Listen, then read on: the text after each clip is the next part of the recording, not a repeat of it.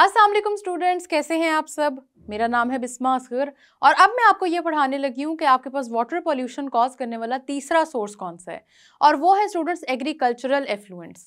ठीक है, इसके बारे में हम डिटेल में बात करेंगे और देखेंगे कि एग्रीकल्चरल साइड पे ये किस तरह से अफेक्ट करता है, आपके पास वाटर पोल्यूशन किस तरह कॉज होती है, और साथ ही साथ स्टूडेंट्स हम कुछ इससे रिलेटेड एमसीक्यूज भी सॉल्व करेंगे ताकि पेपर पॉइंट ऑफ व्यू से हमें सारी चीज़ें क्लियर हो जाएं। उसके लिए आए चलते हैं लेक्चर की तरफ। स्टूडेंट्स इंडस्ट्रियल वेस्ट को, एफ्लुएंट्स को, फिर हमारे डोमेस्टिक एफ्लुएंट्स को और इन सब को डिस्कस करने के बाद जिसमें हमारे पास आए इंडस्ट्रियल, फिर आए डोमेस्टिक, अब हम क्या पढ़ने लगे, अब हम पढ़ने लगे एग्रीकल्चरल एफ्लुएंट्स को। एग्रीकल्चरल एफ्लुएंट्स भी होते हैं और वो किस तरह से होते हैं, वो आपके एग्रीकल्चर से रिलेटेड बात होगी, जाहिर सी बात है, कोई ना कोई। एग्रीकल्चर से रिलेटेड बात का क्या मतलब है, देखें स्टोरी बिल्डिंग करके चलेंगे, मैं आपको कॉन्सेप्ट जिस तरह से समझाऊं वैसे अगर समझेंगे ना आप इस कॉन्सेप्ट को तो फिर ये चीज़ आपको मुश्किल नहीं लगेगी, बड़ी आसान हो जाएगी। ठीक है, सबसे पहले स्टूडेंट्स आपने याद रखना है कि सॉइल को सही करने के लिए आप सबको पता है कि न्यूट्रिएंट्स की कमी हो जाती है, जिसकी वजह से सॉइल में फर्टिलाइजर ऐड किए जाते हैं। ठीक है, इन फर्टिलाइजर्स को कहते हैं NPK फर्टिलाइजर्स।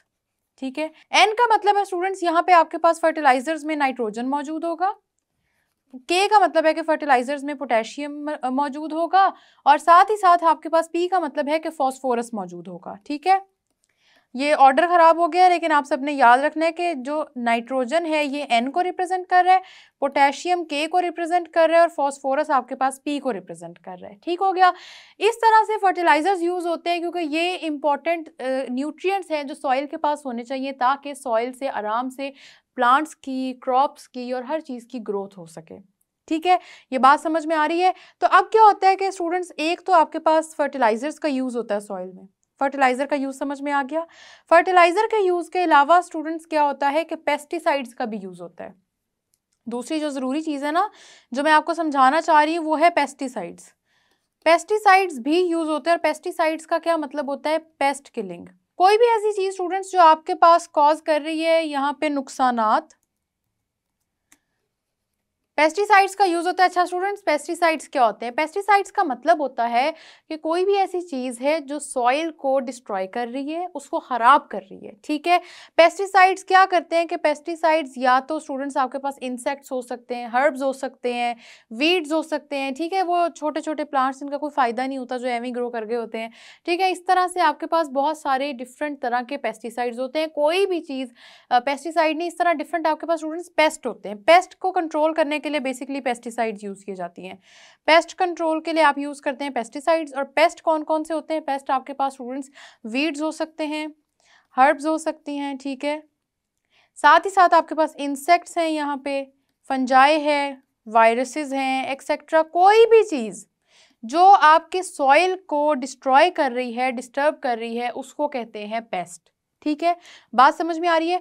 पेस्ट का कंट्रोल बहुत ज़रूरी है। उसकी वजह क्या है, क्योंकि पेस्ट अगर प्रेजेंट रहेगा सॉइल के अंदर तो क्रॉप्स को करेगा डैमेज, साथ ही साथ क्रॉप्स में ऐसे डिजीजेस कॉज करेगा कि जब वो ह्यूमन बींग्स भी खाएंगे या एनिमल्स खाएंगे तो फर्दर उनके अंदर भी डिजीजेस कॉज हो जाएंगी। ठीक है, तो कौन सी दो चीजें हैं जो सॉइल में यूज हो रही हैं, सॉइल में सबसे पहले यूज हो रहा है फर्टिलाइजर, क्योंकि न्यूट्रिएंट्स की कमी है। कौन से न्यूट्रिएंट्स हैं, नाइट्रोजन, फॉस्फोरस और पोटेशियम। NPK फर्टिलाइजर्स यूज होते हैं ताकि सॉइल में इन न्यूट्रिएंट्स की कमी को पूरा किया जा सके, क्रॉप्स की यील्ड अच्छी हो।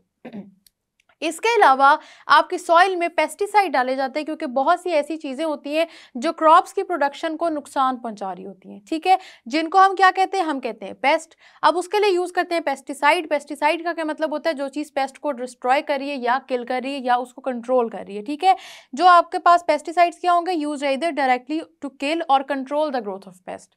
ठीक हो गया, पेस्ट की ग्रोथ को कंट्रोल कर लेगी ताकि एक्स्ट्रा ग्रोथ ना हो, या उसको किल कर देगी। इसकी वजह से क्रॉप्स में नुकसान नहीं होगा। ठीक है, ये दो चीज़ें हैं जो आपके पास एग्रीकल्चर में यूज़ होती है, आपके फार्मिंग में ये दोनों चीज़ें बड़ी इंपॉर्टेंट है।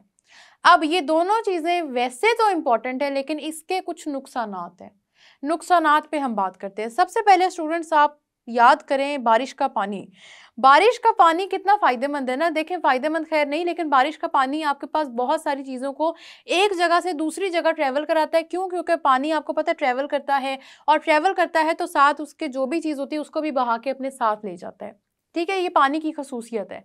अब वाटर जब ट्रैवल करता है सॉइल के ऊपर से, तो सॉइल के ऊपर से स्टूडेंट्स वो क्या करता है कि यहाँ पे जो फर्टिलाइजर्स और पेस्टिसाइड्स यूज हुए हैं और उसके अंदर जो सब्सटेंसेस हैं, वाटर उसको अपने अंदर मिक्स कर लेता है। ठीक है, लीचिंग प्रोसेस का क्या मतलब होता है कि आपके पास ये जितने केमिकल्स हैं जो कि फर्टिलाइजर से आ रहे हैं, या आपके पास ये केमिकल्स जो कि पेस्टिसाइड से आ रहे हैं, ये केमिकल्स क्या करते हैं, दीज सीप इनटू द ग्राउंड वाटर, सीप इनटू द ग्राउंड वाटर। ठीक हो गया, समझ में आ रही हैं ये बातें? स्टोरी बिल्डअप करेंगे माइंड में तो जल्दी समझ आ जाएगा, स्टोरी बिल्डअप नहीं करेंगे तो फिर समझ में भी नहीं आएगा। ठीक है, ये सारी की सारी चीज़ें आपके पास वाटर के अंदर चली जाती हैं, ग्राउंड वाटर में चली जाएंगी, किसी और वाटर स्ट्रीम में चली जाएंगी, लेकिन क्योंकि इसके अंदर मौजूद केमिकल्स आपके पास ग्राउंड वाटर में चले जाते हैं ना, यहाँ कौन सी चीज़ जा रही होती है, यहाँ पे आ रहे होते हैं आपके पास केमिकल्स। ठीक है, लीचिंग का प्रोसेस इसी को कहते हैं कि केमिकल्स से जो कहाँ से आए, फर्टिलाइजर से आए, पेस्टिसाइड से आए, लेकिन ग्राउंड वाटर के अंदर चले गए, बारिश का पानी उसको अपने साथ ले गया। ठीक है, इसकी वजह से क्या होता है स्टूडेंट्स, आपके पास रन ऑफ का एक कॉन्सेप्ट है। रन ऑफ का क्या मतलब है? रन ऑफ का मतलब होता है कोई भी चीज़ जो इस तरह वाटर अपने साथ बहा के ले जाता है। मैं इजी वर्ड्स में आपको समझा रही हूँ ताकि आपको मुश्किल ना लगे। ठीक है, ये इरिगेशन रन ऑफ होता है एग्रीकल्चरल फील्ड से। ठीक है, मैं यहाँ पे ये चीज़ें लिख देती हूँ ताकि आपको समझाना आसान हो और आपको समझ भी आसानी से आ जाए। इरिगेशन रन ऑफ होगा, irrigation run of from agricultural fields. ठीक हो गया, एग्रीकल्चरल फील्ड है मतलब जहाँ पे क्रॉप की ग्रोथ होनी है, ये सब कुछ होना है, वहाँ पे फर्टिलाइजर्स डाले, पेस्टिसाइड्स डाले, लेकिन उन सारे के सारे केमिकल्स को वाटर अपने साथ बहा के ले गया, बारिश हुई और वो ले गया। ठीक है, अब जो चीज़ें आपके पास सॉइल में ज़्यादा होनी चाहिए थी वो कहाँ ज़्यादा हो जाएंगी, वो हो जाएंगी वाटर के अंदर, जैसे कि नाइट्रेट आइंस। नाइट्रेट आइंस की क्वांटिटी बढ़ जाएगी, साथ ही साथ स्टूडेंट्स आपके पास फॉस्फेट सॉल्ट्स की क्वांटिटी बढ़ जाएगी। जिस कॉन्सेप्ट की तरफ अब मैं जा रही हूँ बहुत इंपॉर्टेंट है, गौर से सुनना है। इसकी वजह से क्या हुआ, एग्रीकल्चरल फील्ड से रन ऑफ हुआ, रन ऑफ का मतलब वाटर बहा के लेके जा रहा है। ठीक है, यहाँ पे कौन से ऐसे आइंस हैं या ऐसी कौन सी चीज़ें हैं जो वाटर के अंदर चली जाएंगी, वो है स्टूडेंट्स आपके पास नाइट्रेट आइंस और आपके पास है फॉस्फेट आइंस। ठीक है, ये अब सारी की सारी चीज़ें वाटर के अंदर चली जाएंगी। जब ये वाटर के अंदर जाएंगी ना स्टूडेंट्स, तो वहाँ पे एल्गल ग्रोथ को इंक्रीज कर देंगी, एल्गी की ग्रोथ इंक्रीज होना शुरू हो जाएगी। एल्गी की ग्रोथ के बारे में थोड़ा सा हमने पिछले लेक्चर में भी डिस्कस किया था कि वो वाटर के ऊपर फ्लोटिंग प्लांट्स की तरह नजर आ रहे होते हैं। ठीक है, इस तरह से क्या होगा कि उसकी एल्गी ग्रोथ बढ़ जाएगी, इंक्रीजेज द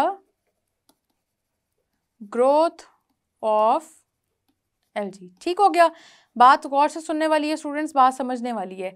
एल्गी की ग्रोथ बढ़ जाएगी और ग्रोथ के बढ़ने की वजह से क्या होगा कि अब ये सारा का सारा जो एल्गी बढ़ा है ना, ये सारा का सारा वाटर के ऊपर वाली सरफेस पे रहेगा। ठीक है, वाटर के ऊपर वाली सरफेस पे रहेगा, जिसको हम एल्गल ब्लूम भी कहते हैं। ठीक है, एल्गल ब्लूम भी इसको हम कहते हैं। और ये एल्गल ब्लूम का क्या मतलब है कि एल्गी की ग्रोथ बहुत ज़्यादा हो जाएगी और वाटर के सरफेस के ऊपर ये सारी चीज़ कवर हो जाएगी। ठीक है, अब स्टूडेंट्स अगर वाटर की सरफेस कवर हो गई है तो नुकसान क्या हो रहा है, ज़रा ये सुने बात गौर से। आपके पास दो इंपॉर्टेंट चीज़ें हैं जो पानी के अंदर नहीं जा पाएंगी क्योंकि वाटर को कवर कर दिया है इस एल्गल ब्लूम ने। वो कौन सी इंपॉर्टेंट चीज़ें हैं? वो है स्टूडेंट्स आपके पास सनलाइट और आपके पास है ये ऑक्सीजन। ठीक हो गया, सनलाइट और ऑक्सीजन। सनलाइट और ऑक्सीजन क्यों चाहिए, क्या जरूरत है सनलाइट और ऑक्सीजन की वाटर के अंदर? सबसे पहले बात करते हैं सनलाइट की। सनलाइट की सबको आपको पता है कि फोटोसिंथेसिस के लिए जरूरत है। ठीक है, प्लांट्स हैं ना एक्वेटिक लाइफ में इस तरह के जिन्होंने फोटोसिंथेसाइज करना है, अपना फूड प्रिपेयर करना है। प्लांट चाहे लैंड प्लांट हो चाहे एक्वेटिक प्लांट हो, उसने अपना फूड तो प्रिपेयर करना है। तो क्या हुआ कि आपके पास प्लांट जो एक्वेटिक प्लांट्स है उसको सनलाइट नहीं मिलेगी, साथ ही साथ क्या होगा, ऑक्सीजन भी नहीं मिलेगी। और ऑक्सीजन हमारे पास एक्वेटिक एनिमल्स के लिए इंपॉर्टेंट है ताकि वो सांस ले सकें। जब ये दोनों चीज़ें ब्लॉक हो जाएंगी तो आपके पास जो एक्वेटिक लाइफ है वो डिस्ट्रॉय होनी शुरू हो जाएगी, या कहें आपके एक्वेटिक लाइफ डेड होना शुरू हो जाएगी। बात समझ में आ रही है? एक्वेटिक लाइफ आपके पास ख़त्म होना शुरू हो जाएगी क्योंकि ना सनलाइट उन तक पहुंच रही है ना ही ऑक्सीजन पहुंच रही है। ऑक्सीजन डिप्लीशन भी हो रही है क्योंकि ये एल्गी की जब डेथ होगी तो इनको भी ऑक्सीजन की ज़रूरत है। ये सारी ऑक्सीजन अपने डिग्रेडेशन के प्रोसेस में इनके चली जाएगी, डिके के प्रोसेस में चली जाएगी, और एक्वेटिक जो एनिमल्स हैं जो पानी के अंदर हैं उन तक आपके जो है उन तक ऑक्सीजन पहुँच ही नहीं सकेगी। तो देखा है एक्वेटिक लाइफ कितने मेजर लेवल पे डिस्ट्रॉय हो रही है इस वजह से। इसीलिए कहते हैं कि जो फर्टिलाइजर्स और पेस्टिसाइड्स होते हैं ना, इनके जो इफेक्ट्स होते हैं उसके बारे में कहा जाता है कि ये जो एग्रीकल्चरल एफ्लुएंट्स हैं या वेस्ट है, इनके डुअल इफेक्ट्स होते हैं। डुअल इफेक्ट्स किस तरह से है कि आपके पास एक तो लीचिंग का प्रोसेस हो जाएगा। लीचिंग का मतलब है कि सॉइल से तो ये ज़रूरी चीज़ें जा ही रही हैं, सॉइल में जिन सब्सटेंसेस का होना ज़रूरी था वो सॉइल से तो निकल के जा ही रही हैं, साथ ही साथ वो किधर जा रही हैं, वो पानी के अंदर जा रही हैं और पानी को भी आगे नुकसान पहुंचा रही है। डुअल प्रोसेस है। डुअल प्रोसेस का मतलब होता है कि इसके दो तरह के इफेक्ट्स हैं, ठीक है। दो तरह के इफेक्ट्स में आपके पास यहाँ पे वाटर बॉडीज भी डिस्ट्रॉय हो रही है, वाटर बॉडीज के अंदर जितने एक्वेटिक लाइफ है वो भी डिस्ट्रॉय हो रही है, साथ ही साथ उस सॉइल को जिसको जरूरत थी इस नाइट्रेट और फॉस्फेट की, उसके पास वो नाइट्रेट और फॉस्फेट रहा नहीं है, जिसकी वजह से क्या होगा स्टूडेंट्स, जिसकी वजह से ये होगा कि वहाँ पे कमी हो जाएगी और आपके सॉइल में से प्लांट्स की ग्रोथ या क्रॉप्स की ग्रोथ भी उस तरह नहीं होगी जैसे होनी चाहिए। बातें समझ में आ रही है कि कहाँ से वेस्ट ट्रेवल कर रहे हैं और किस तरह आपके वाटर को पॉल्यूट कर रहे हैं। इंडस्ट्रियल एफ्लुएंट्स भी इसी तरह से हैं, डोमेस्टिक एफ्लुएंट्स भी इसी तरह से, एग्रीकल्चरल एफ्लुएंट्स भी इसी तरह से। बातें समझ में आ रही हैं, बातें समझने वाली हैं, बातें अगर समझेंगे अभी तो कॉन्सेप्ट क्लियर रहेगा कि वाटर पॉल्यूशन किस तरह हो रही है। साथ ही साथ वाटर बॉर्न डिजीजेज भी अभी हमने पढ़नी है, तो उनको पढ़ने के लिए भी ना आपको याद रह जाएगा कि किस तरह से क्या क्या नुकसानात हो रहे हैं, ठीक है। ये मैंने एफ्लुएंट्स का जिक्र कर दिया है ख़त्म, लेकिन इससे रिलेटेड क्योंकि पेपर में आते हैं क्वेश्चंस और थ्योरी हमारी बुक में ज़्यादा है, तो कुछ स्टूडेंट्स को लगता है कि ये चीज़ें मुश्किल हैं जबकि बुक में बहुत ईजी चीज़ें लिखी हुई हैं। तो इनसे रिलेटेड अब हम क्या करेंगे कि कुछ मल्टीपल चॉइस क्वेश्चन सॉल्व करेंगे। पिछले कॉन्सेप्ट से रिलेटेड भी शायद मैं आपको थोड़े से कराऊँ ताकि आपका कॉन्सेप्ट क्लियर हो सके, तो इसी वजह से अब हम मल्टीपल चॉइस क्वेश्चन सॉल्व कर लेते हैं। Good quality water is colourless and, water की हमने बात की थी जब हम वाटर की प्रॉपर्टीज पढ़ रहे थे कि वाटर की क्वालिटीज क्या है। वाटर की क्वालिटी स्टूडेंट्स ये है कि एक तो वो कलरलेस है, दूसरा वाटर टेस्टलेस होगा, तीसरा वाटर ऑर्डरलेस होगा। ऑर्डरलेस का मतलब कोई स्मेल नहीं होगी, ठीक है। इसका मतलब आपके ऑप्शन ए में ऑर्डरलेस गिवन है, बी में टेस्टलेस है, ऑप्शन सी करेक्ट है क्योंकि इसमें बोथ ए एंड बी का जिक्र है, लेकिन डी ऑप्शन में सॉफ्टली गिवन है। सॉफ्टली वाटर की क्वालिटी तो नहीं हो सकती, वो किसी सॉलिड की क्वालिटी हो सकती है और वाटर की हम बात करें लिक्विड स्टेट में, ठीक है। तो ये ऑप्शन हमारे पास सी हो गया इस MCQ का। Next is HCO3। I hope कि अब तक आपको ये पता है कि HCO3 का केमिकल नेम क्या है। दिस इज अ बाइकार्बोनेट, ठीक है। मैंने आपको पहले ही बताया कार्बोनेट के साथ जब भी हाइड्रोजन लगा होगा हम उसको कहते हैं बाइकार्बोनेट। अब उन्होंने क्या पूछा, bicarbonate makes the water. Bicarbonate के सॉल्ट्स की वजह से वाटर हार्ड होता है। ये बात हमने क्यों पढ़ी थी, क्योंकि हमने जब कॉजेस पढ़े थे ना तो हमने वहां देखा था कौन से सॉल्ट्स बन रहे थे, कार्बोनेट से बाइकार्बोनेट, क्योंकि हमने देखा कि कार्बोनेट से बने हैं बाइकार्बोनेट, इसी वजह से हमें पता है कि बाइकार्बोनेट्स वाटर की हार्डनेस कॉज करती हैं, ठीक है। यहाँ पे डिटेल आपको ये भी पता होनी चाहिए कि वाटर की हार्डनेस में बाइकार्बोनेट्स की वजह से टेम्पररी हार्डनेस है या परमानेंट हार्डनेस है, क्योंकि ये डिफरेंस इंपॉर्टेंट है। तो याद रखना है कि टेम्पररी हार्डनेस होती है बाइकार्बोनेट्स की वजह से, ठीक है। नेक्स्ट MCQ की तरफ चलते हैं। Heavy metals like cadmium, lead and mercury are toxic and health hazards for. देखें हैवी मेटल्स हैं कैडमियम, लेड और मर्करी, और इन सब की पॉइजनिंग हमने बहुत डिटेल में पढ़ी थी और बुक की स्टेटमेंट है ये जिसमें हमने ये पढ़ा है बहुत क्लियरली कि ये जितने हैवी मेटल्स हैं ये ह्यूमन के लिए हेल्थ हैजर्ड्स हैं, ठीक है। ये इंसानों के लिए हेल्थ हैजर्ड्स हैं क्योंकि इनकी पॉइजनिंग हो जाती है, फिर हमारे डिफरेंट ऑर्गन सिस्टम्स इसकी वजह से अफेक्ट होते हैं और डैमेज होते हैं, ठीक है। ये बुक की स्टेटमेंट है, वरना ये जो मेटल्स होते हैं ये नुकसान बाकी लिविंग ऑर्गेनिजम्स को भी देते हैं, लेकिन जो बुक की स्टेटमेंट होती है उसको एज इट इज ही आपने याद करना होता है क्योंकि उसी से रिलेटेड पेपर में MCQ आता है। Next question is fertilizers are used to make up the deficiency of. Fertilizer से रिलेटेड मैंने आपको एक बात बताई थी NPK। जहां पे भी फर्टिलाइजर का जिक्र है याद रखना है कि फर्टिलाइजर्स 3 तरह के इंपॉर्टेंट न्यूट्रिएंट्स प्रोवाइड करते हैं। एक होते हैं नाइट्रोजनस, दूसरे हैं फॉस्फोरस, तीसरे हैं पोटेशियम, ठीक है। आपके ऑप्शंस में इन 3 मेटल्स का जिक्र होना चाहिए। आप देख ले, पहला ऑप्शन है नाइट्रोजन, ठीक है। एक्साइटेड होके इसको करेक्ट ऑप्शन मान के नेक्स्ट MCQ पे नहीं चले जाना, बाकी ऑप्शंस को जरूर देख लेना है। Next option is phosphorus. Third है आपके पास both A and B। Last option है कैल्शियम। कैल्शियम की हमने बात नहीं की, 3 मेटल्स की सिर्फ बात की है, तो इसका मतलब है यहाँ पे हमारे पास जो करेक्ट आंसर है वो है बोथ ए एंड बी, ठीक हो गया। नेक्स्ट MCQ की तरफ चलते हैं। Aquatic animals feel suffocation and ultimately die due to insufficient supply of. Animals की बात हो रही है, एक्वेटिक एनिमल्स की बात हो रही है, और एनिमल्स को अपनी रेस्पिरेशन के लिए कौन सी चीज की जरूरत होती है, ऑक्सीजन की जरूरत होती है।